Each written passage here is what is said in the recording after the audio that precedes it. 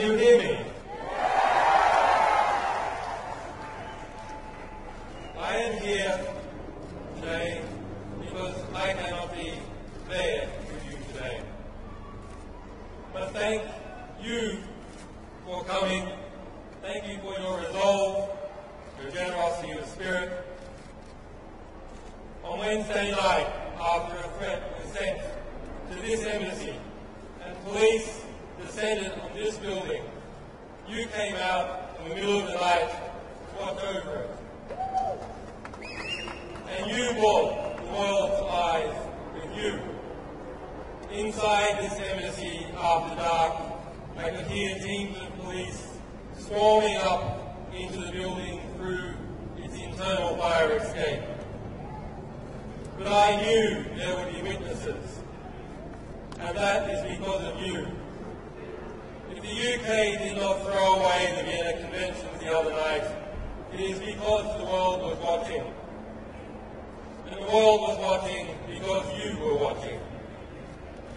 So the next time somebody tells you that it is pointless to defend those rights that we hold dear, remind them of your vigil in the dark before the embassy of Ecuador.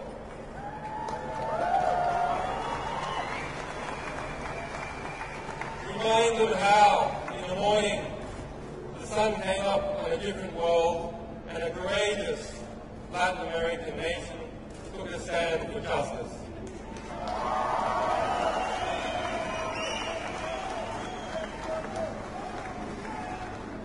And so to those brave people, I thank President Correa for the courage he has shown in considering and in granting me political asylum. And I also thank the government, and in particular Foreign Minister Ricardo Coutinho, who upheld the Ecuadorian Constitution and its notion of universal citizenship in their consideration of my asylum. And to the Ecuadorian people for supporting and defending this Constitution. And I also have a debt of gratitude to the staff of this embassy, whose families live in London, and who have shown me hospitality and kindness despite the threats we all receive.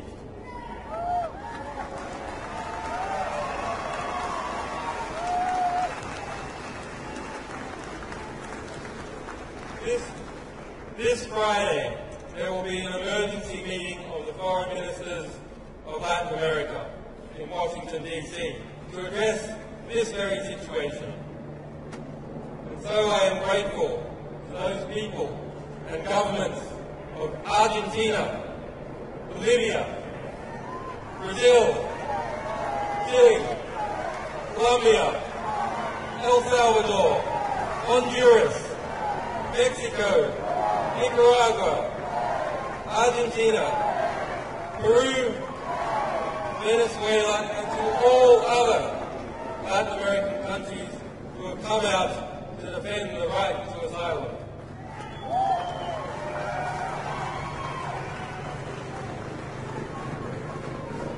And to the people of the United States, the United Kingdom, Sweden, and Australia, who have supported me in strength, even when their governments have not.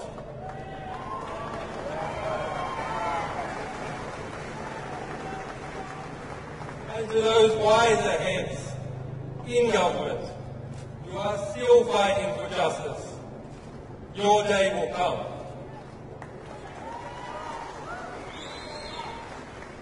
To the staff, supporters, and sources of Wikileaks, whose courage and commitment and loyalty has seen no equal.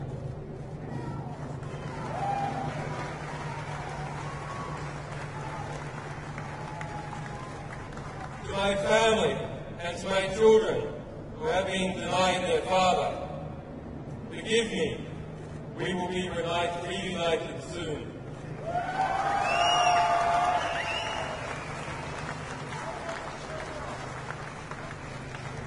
As Wikileaks stands under threat, so does the freedom of expression and the health of all our societies.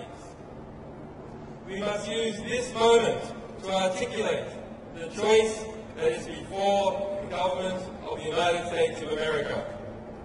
Will it return to and reaffirm the values, the revolutionary values it was founded on? Or will it lurch off the precipice, dragging us all into a dangerous and oppressive world in which journalists fall silent under the fear of prosecution and citizens must whisper in the dark? I say it must turn back. I ask President Obama to do the right thing. The United States must renounce its witch hunt against Wikileaks. The United States must dissolve its FBI investigation. The United States must vow that it will not seek to prosecute our staff or our supporters. The United States must pledge before the world that it will not pursue journalists for shining a light on the secret crimes of the powerful.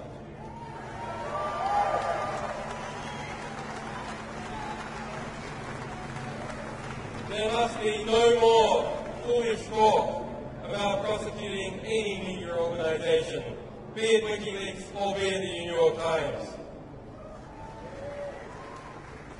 The US administration's war on whistleblowers must end. Thomas Drake, William Meade, John Carrickoo, and other heroic whistleblowers must be pardoned or compensated for the hardships they have endured as servants of the public record.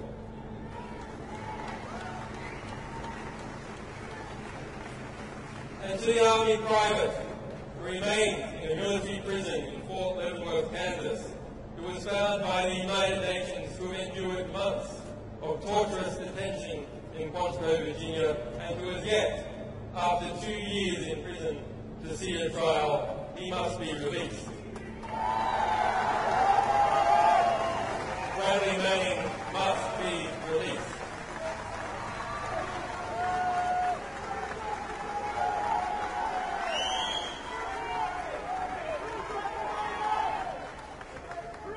If Bradley Manning did as he is accused, he is a hero and an example to all of us, and one of the world's foremost political prisoners. Bradley Manning must be released. On Wednesday, Bradley Manning spent his 815th day of detention without trial. The legal maximum is 120 days. On Thursday, my friend Nabil Rajab, president of the Bahrain Human Rights Centre, was sentenced to 3 years in prison for a tweet. On Friday, a Russian band was sentenced to 2 years in jail for a political performance. There is unity in the oppression. There must be absolute unity and determination in the response.